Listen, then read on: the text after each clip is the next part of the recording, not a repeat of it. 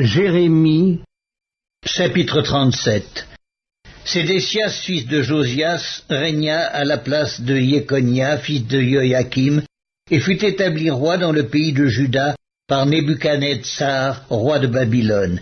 Ni lui, ni ses serviteurs, ni le peuple du pays n'écoutèrent les paroles que l'Éternel prononça par Jérémie le prophète.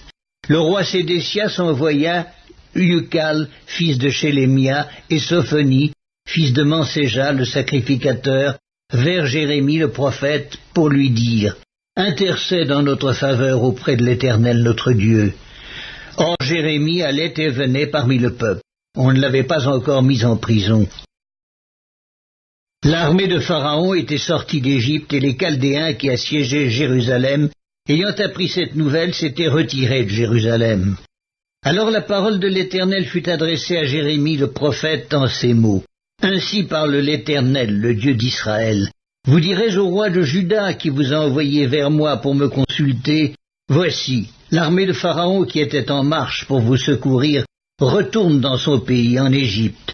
Et les Chaldéens reviendront, ils attaqueront cette ville, ils la prendront et la brûleront par le feu. Ainsi parle l'Éternel. Ne vous faites pas illusion en disant, les Chaldéens s'en iront loin de nous, car ils ne s'en iront pas. Et même quand vous battriez toute l'armée des Chaldéens qui vous font la guerre, quand il ne resterait d'eux que des hommes blessés, ils se relèveraient chacun dans sa tente et brûleraient cette ville par le feu. Pendant que l'armée des Chaldéens s'était éloignée de Jérusalem à cause de l'armée de Pharaon, Jérémie voulut sortir de Jérusalem pour aller dans le pays de Benjamin et s'échapper du milieu du peuple. Lorsqu'il fut à la porte de Benjamin, le commandant de la garde nommé Iréia, fils de Shélémia, fils de Hanania, se trouvait là, et il saisit Jérémie le prophète en disant « Tu passes aux Chaldéens ?» Jérémie répondit « C'est faux, je ne passe pas aux Chaldéens. » Mais Iréia ne l'écouta point. Il arrêta Jérémie et le conduisit devant les chefs. Les chefs, irrités contre Jérémie, le frappèrent et le mirent en prison dans la maison de Jonathan, le secrétaire, car ils en avaient fait une prison. Ce fut ainsi que Jérémie entra dans la prison et dans les cachots où il resta longtemps.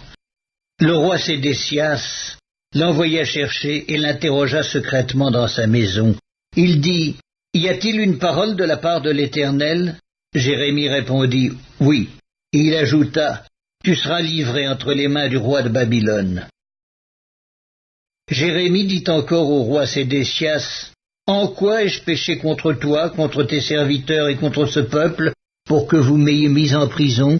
Et où sont vos prophètes qui vous prophétisaient en disant « Le roi de Babylone ne viendra pas contre vous, ni contre ce pays » Maintenant écoute, je te prie, ô roi, mon Seigneur, et que mes supplications soient favorablement reçues devant toi.